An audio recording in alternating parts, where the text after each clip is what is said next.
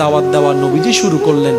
আপনারা জানেন আমার নবী থেকে মানুষকে সরানোর জন্য তারা একটা প্রপাগান্ডা শুরু করেছিল, মিথ্যা তহমত দেওয়া শুরু করেছিল। সেটা হচ্ছে নবীকে জাদুঘর বলা হতো, নবীকে বিভিন্ন অপবাদ দেওয়া হতো যেন মানুষ নবী থেকে দূরে থাকে, নবীর কথা না শুনে। আস্তে আস্তে আস্তে যখন এই ইসলামের দাওয়াতটা ওই গোলামের কাছে আসলো, ইসলামের দাওয়াত, তখন তিনি এই খবরটা যখন প্রচার শুনতে লাগলেন, একদিন রাতে নবীজি ওনার কাছে গেলেন ওনাকে দেখতে। এবার সেই গোলামটা নবীজিকে বলে, ভাই আপনাকে দেখে তো খুব ভালো মানুষ মনে হচ্ছে, আমি আপনাকে একটু সাবধান করি।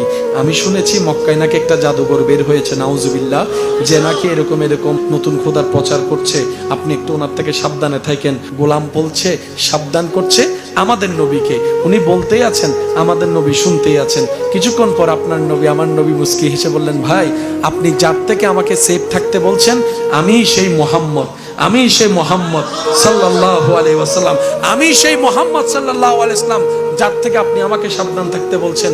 তখন ওই গোলাম বলে, দাঁড়িয়ে চিৎকার দিয়ে বলে, যদি আপনি সেই ব্যক্তি হন যে দাবি করছে এক আল্লাহ ছাড়া কোনো মাবুদ নাই, তাহলে জান চলে গেলে চলে যাক, পৃথিবী আমার দুশমন হয়ে যাক, আপনার কথার উপর আমিও সাক্ষী দিলাম লা ইলাহা ইল্লাল্লাহ। চিৎকার দিয়ে বলেন সুবহানাল্লাহ।